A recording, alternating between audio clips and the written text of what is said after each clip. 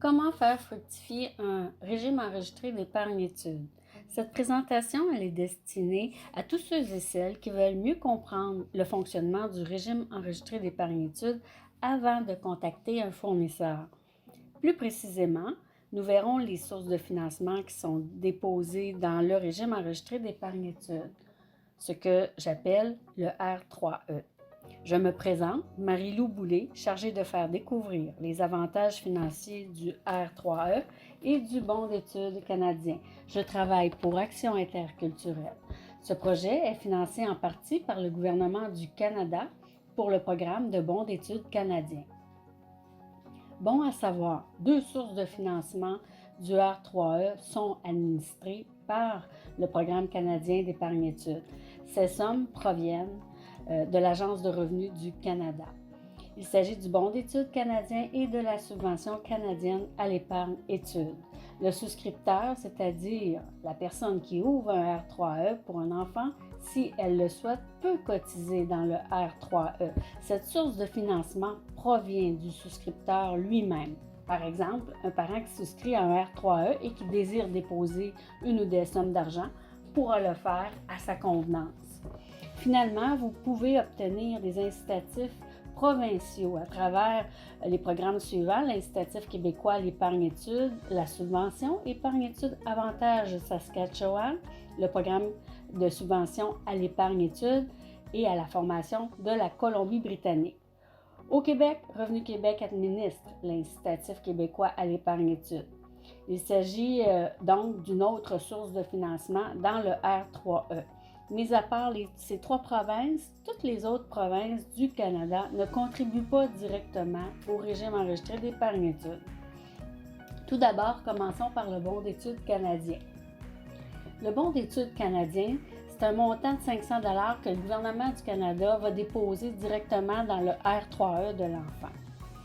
Le BEC est un incitatif à l'épargne études pour les enfants, destiné aux familles qui ont 1 à 3 enfants et un revenu familial net de moins ou égal à 47 630 en ce qui concerne 2019-2020.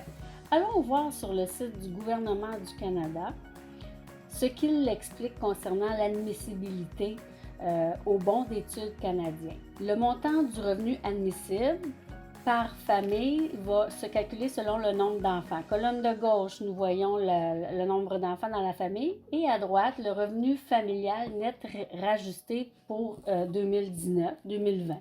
Donc, on voit les montants ici qui sont admissibles pour obtenir un bon d'études canadien. Donc, un enfant, pour obtenir le droit au BEC, il doit être issu d'une famille à faible moyen revenu. Il doit être né le 1er janvier ou après. Il doit rester au Canada et il doit détenir un numéro d'assurance sociale valide. Puis, il doit être désigné comme bénéficiaire dans un régime enregistré d'épargne études. D'autres sommes provenant du BEC seront déposées dans le R3E.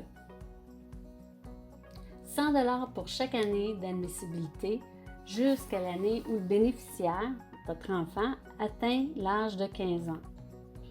Le BEC équivaut à un montant total de 2 000. Si admissible jusqu'au 15e anniversaire, cette somme sera déposée pour chacun des enfants de la même famille. C'est sur le site du gouvernement du Canada que provient cette information sur le BEC. On nous dit que le BEC est offert aux enfants admissibles de familles à faible moyen revenu, nés en 2004 ou après, et prévoit un paiement initial de 500, comme on vient de le voir, pour la première année d'admissibilité de l'enfant, plus 100 $ pour chaque année additionnelle jusqu'à l'âge de 15 ans, pour un total maximum de 2 000. Les contributions personnelles ne sont pas requises pour recevoir le BEC. Pour aider les familles à assumer les frais d'ouverture d'un R3E pour l'enfant, on versera 25 $ supplémentaires pour ces frais qu'ils ajoutera au premier bon de 500 $. Alors, l'avant-dernière phrase nous dit: si le bénéficiaire ne poursuit pas d'études postsecondaires, le BEC doit être remboursé au gouvernement. Bon nombre de familles à faible moyen revenu ne sont pas au courant qu'il existe des incitatifs gouvernementaux pour épargner de l'argent pour les études de leurs enfants sans cotiser un seul sou. Plusieurs familles admissibles passent à côté de subventions d'études très généreuses. Par exemple, en 2018, le nombre cumulatif d'enfants admissibles mais n'ayant pas reçu le BEC était de 733 587 pour Québec et pour l'Ontario, c'était de 1 236 496. Voici un tableau qui démontre bien l'avantage du bon d'études canadien.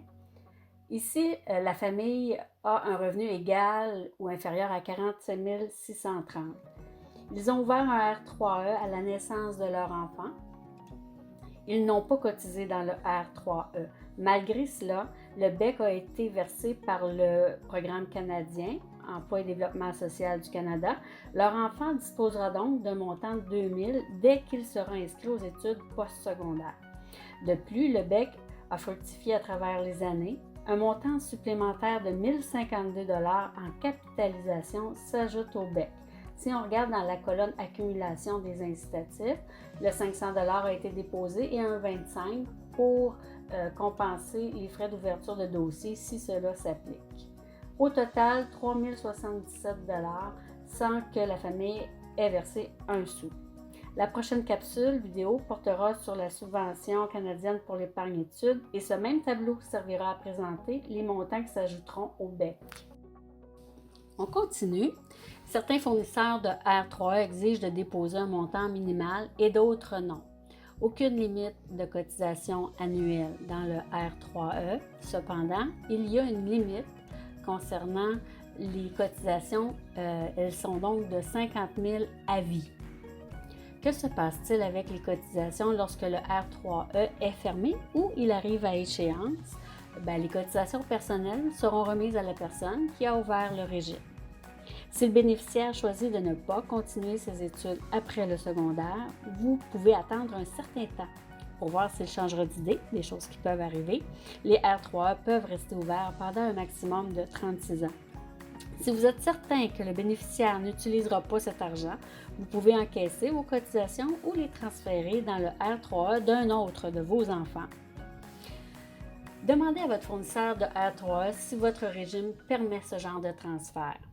C'est ce qui complète la première partie de comment faire fructifier un R3E. La prochaine capsule portera sur les subventions canadiennes à l'épargne études et sur l'incitatif québécois à l'épargne études. Je vous remercie. À une prochaine capsule.